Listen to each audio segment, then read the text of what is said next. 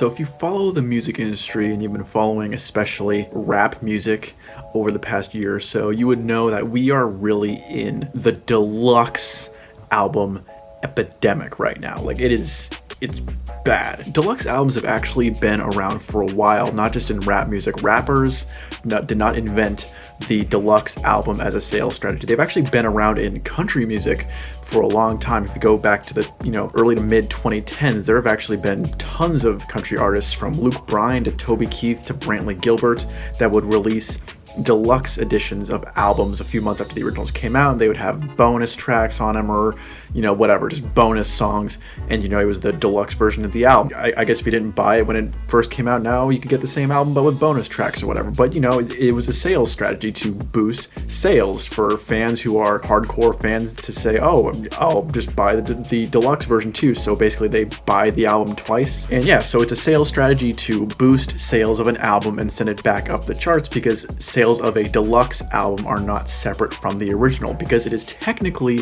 the same album according to the chart rules. Any sales of a deluxe album count as part of the original album. So it is a strategy to boost sales and to send an album back up the charts. And I think that deluxe albums are cool in like the specific case of like an anniversary.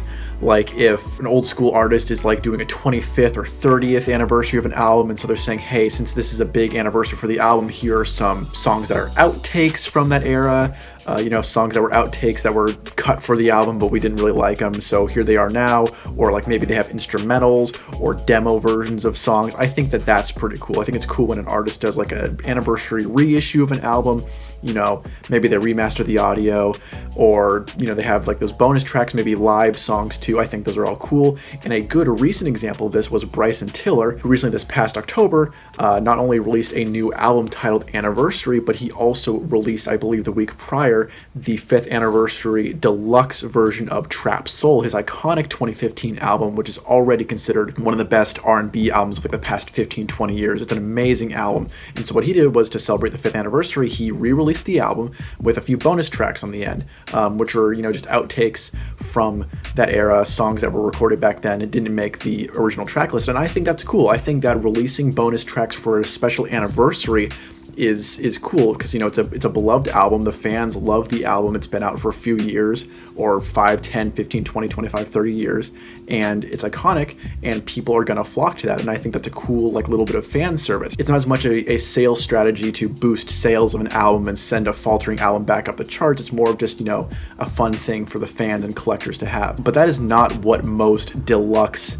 albums, especially that have been released in 2020 and 2021, are for. They are not to commemorate anniversaries. They are strictly used as a sales strategy. And I think that the deluxe album bandwagon in rap music and modern pop music really started with Lil Uzi Vert and his Eternal Atake album. So he released that album in March of 2020, and it was a long-awaited album. Lil Uzi Vert fans have been waiting for 2.5 years for any new music from him. He was locked into a conflict with his record label, and he was actually prevented from releasing that album. And so after Eternal Atake had been out for a week, he actually released what was basically a double album, Lil Uzi Vert versus the World 2. And so it was, the second album he released in the span of 2 weeks. But what he did was, Lil Uzi Vert versus the World 2 was tacked on to the end of Eternal Atake as a deluxe album. So what he basically did was, he put out a second album, but added it to the previous album, and so they formed one big deluxe album. And I think that this actually made sense, because I'm wondering if what happened was due to issues with his contract or whatever. Like I had said, he had been locked into a contract where he wasn't able to, for whatever reason, to put out new music. He was sort of in a stranglehold. And so I wonder if this was like a clever way for him to put more music out, to say like, yeah, it's a deluxe album, when in reality he was releasing 2 albums. I think that this was what it was for. And I think if that's the situation, then that makes sense. He wants to put out as much music as possible. He hasn't been able to release anything for over 2 years, and so in order to release more music, he's going to release a deluxe album, which is basically 2 full albums. And I think it was a smart idea. I think the deluxe was actually better than the original Eternal Atake album. But what this started was a bandwagon of rap artists basically doing the same thing.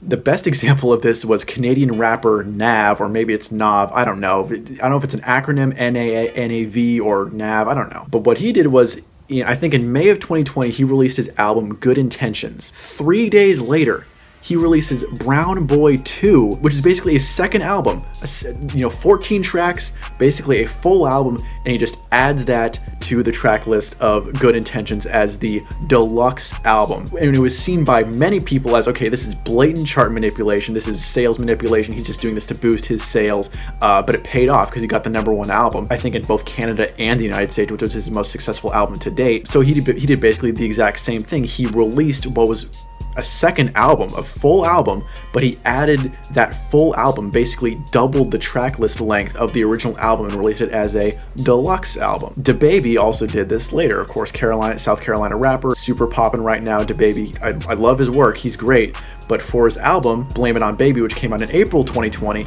a few months later, he released Blame It On Baby Deluxe with, a new album cover, everything like that, but it was, a double album. I think the original track list was like, 12 tracks, and then here he comes with like 14 or something more tracks just added on to the end. So it basically more than doubled the original track list.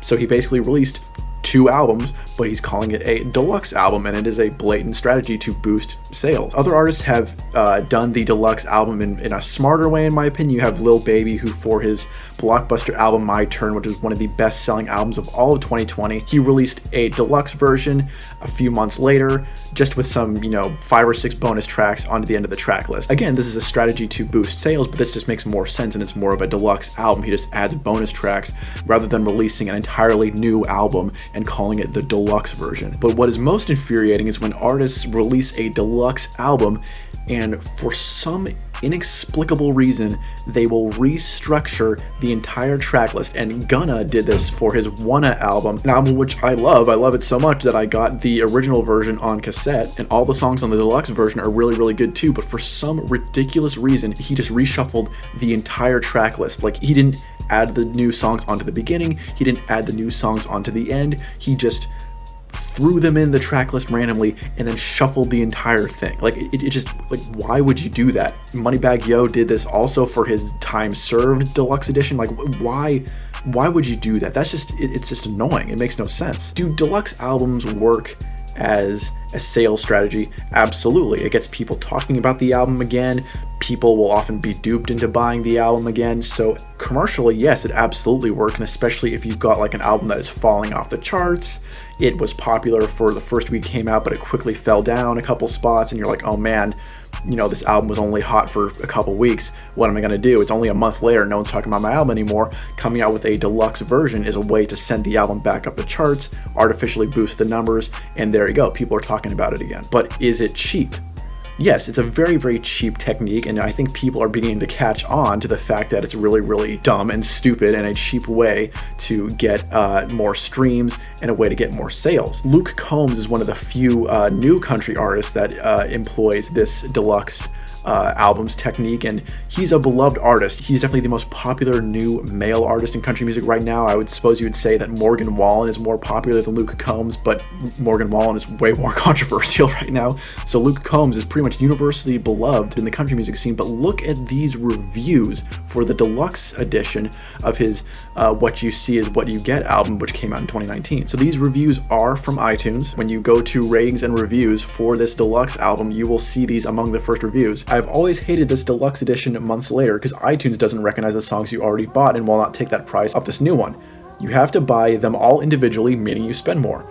Why not just release an EP? I don't want to buy all the same songs again. I wish these artists would stop releasing albums, then a couple months later release a deluxe album. I don't like it. What a sad attempt at a cash grab and a way to spit in fans' faces who already bought your album when it was originally released. So now anyone wanting to get these few extra songs have to repurchase an album they've already paid for? Trash. So those are people who are fans of Luke Combs, who presumably bought the original album, who are pissed at the really blatant cash grab strategy here, because apparently with the way iTunes is, even if you already bought the original album, if you want to get those bonus tracks, you either have to buy them all individually, meaning they cost more because it costs more to buy individual tracks one by one than it is to buy the original album, or you just have to download the entire thing again. You basically have to buy the album twice, same as if you wanted to get both versions on CD. You have to buy the album twice, and so it is a very, very cheap cash grabby way to boost sales. My opinion is that if you're an artist and you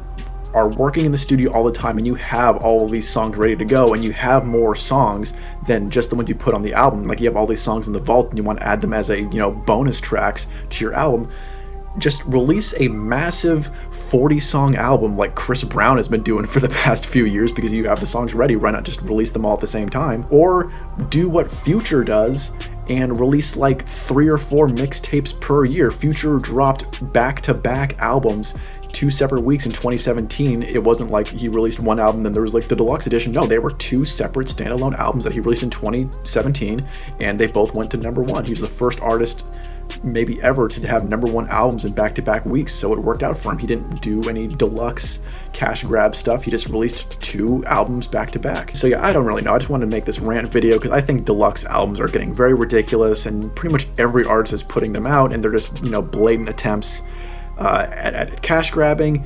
And again, if it's just a few bonus tracks or whatever, it makes sense, and if it's for an anniversary, it makes sense. But the whole thing where it's like, oh, I'm just gonna release a double album and call it the deluxe version to boost sales numbers, like it's cheap. Stop doing that. Don't do that. Just release a giant album or release multiple projects per year. Just do that. Why do you need to lie and call everything the deluxe version? Just release multiple albums, release a giant 50-song album. Just do that. It's easy. Tell me what you guys think in the comments section. I'm interested to hear your opinions on this, whether you are a country fan, rock fan, rap fan, whatever. What do you think of the deluxe albums epidemic that is going on in music right now? Let me know what you think. Thanks for watching, guys.